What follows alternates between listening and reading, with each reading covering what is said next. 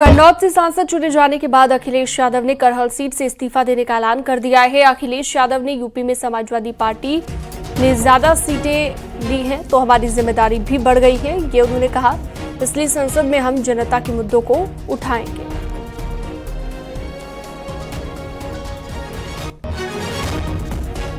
तो अखिलेश यादव ने करहल सीट से इस्तीफा देने का ऐलान कर दिया है। उत्तर प्रदेश में हुई ऐतिहासिक जीत के बाद उन्होंने ये कहा, चूंकि समाजवादी पार्टी को ज्यादा सीटें उत्तर प्रदेश में मिली, आगे बढ़ेंगे क्योंकि कन्नौज से उन्हें जनता ने सांसद चुन लिया है। करहल और मैनपुरी के कार्यकर्ताओं से बातचीत भी की, मिलने का भी काम किया और उन लोगों से मैंने कहा भी कि अब जब 2 जगह से चुनाव में जीत गया हूँ तो 1 सीट छोड़नी पड़ेगी। तो बहुत जल्दी में विधानसभा में अपना जो हमें सीट छोड़नी है उसकी जानकारी दे देंगे। तो हम लोग तय कर लेंगे, फैसला यही हो कि जिससे पार्टी को और मजबूती मिले, पार्टी का और वोट बढ़े।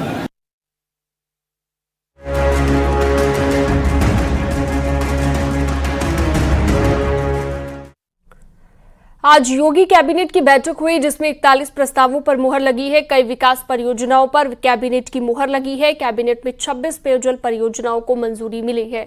साथ ही ट्रांसफर पॉलिसी को भी मंजूरी दी गई है। बिजली विभाग को लेकर भी कुछ फैसले लिए गए हैं। आने वाले कुंभ को लेकर भी कैबिनेट ने कुछ फैसले लिए हैं। मानव संपदा पोर्टल के जरिए ग और घ कर्मियों के तबादले होंगे। राजकीय आयुर्विज्ञान संस्थान ग्रेटर नोएडा का 500 बेड के अस्पताल को चिकित्सा शिक्षा विभाग को निःशुल्क दिया गया। आईआईटी कानपुर में 500 बेड के मेडिकल रिसर्च इंस्टीट्यूट को मंजूरी मिली है।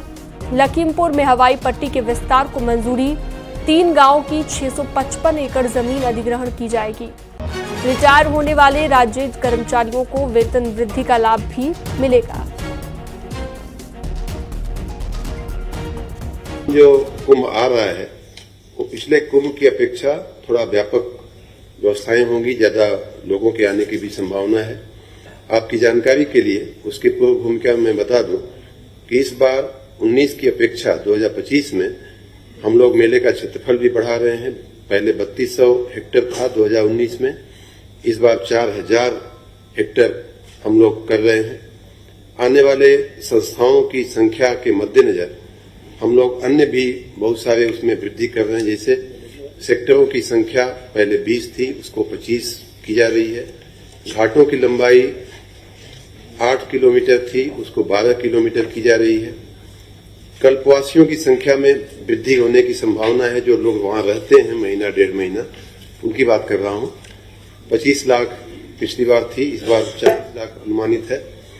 मौनी अमावस्या जो प्रमुख दिन होता है स्नान का, उसमें पिछली बार 4 करोड़ लोगों ने स्नान किया था, इस बार 6 करोड़ लोगों के आने का अनुमान है। संस्थाएं भी जो वहां अपना अपना कैंप लगाती हैं, ऐसी संस्थाएं 2019 में 5721 थी, उसकी जगह इस बार 10,000 संस्थाओं का अनुमान है। हमारा हुडको से हम पहली बार हमारा बिजली विभाग लोन ले रहा है। आपको याद होगा कि हमारे जो कैश का जो गैप आता है, बिजली हम जो देते हैं और वसूली करने में जो कमियां रह जाती हैं, हम उसको एटीसी लॉस पिछले महीनों में, साल में काफी कम हमने किया है, लेकिन फिर भी कुछ गैप रहता है और ये गैप पहले से चला आ रहा है। उसको हम हर साल 10,000 से 15,000 करोड़ रुपया लोन की सर्विसिंग में हम देते हैं और अपने खर्चे को मीट करने के लिए हम सामान्य रूप से अभी तक पावर फाइनेंस कॉर्पोरेशन और रीजनल इलेक्ट्रिफिकेशन कॉर्पोरेशन है, भारत सरकार की 2 संस्थाएं हैं, पीएफसी और आरईसी बोलते हैं, उनसे हम लोन लिया करते थे। हमारी रेगुलर एक व्यवस्था चलती रहती थी, लेकिन ध्यान में आया कि उनका लोन थोड़ा महंगा पड़ रहा है। 10% या उसके ऊपर के ब्याज से वो लोग लोन देते हैं।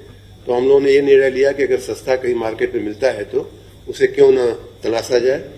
उस तलाश में हुडको से हम लोगों ने बात किया और हुडको 9.5% के दर से लोन देने को तैयार हुआ है। तो इस प्रकार हुडको से हम लोग 1,000 करोड़ रुपए का लोन लेंगे और उसकी मंजूरी के लिए हम आज माननीय मंत्रिपरिषद के समक्ष गए थे। माननीय मंत्रिपरिषद ने उसको मंजूर किया। सीएम योगी के निर्देश पर मंत्री एक्शन में दिखाई दिए। निरीक्षण के लिए सड़क पर उतरे मंत्री सुरेश खन्ना ने लखनऊ में चलाया अभियान। लखनऊ की सड़कों का जायजा लिया और सफाई व्यवस्था परखने के लिए सुरेश खन्ना निकले नजर आए। तो देख सकते हैं ये तस्वीरें भी आप। निरीक्षण के लिए सड़क पर उतरे मंत्री और लखनऊ की सड़कों का जायजा लेते दिखाई दिए। इन चारों वार्डों में मैंने स्थल निरीक्षण किया है।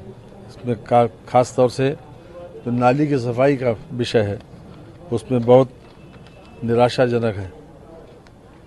इसमें कार्रवाई के लिए निर्देश भी दिए गए हैं और कहा गया है कि हर हालत में इसमें सफाई सुनिश्चित करें।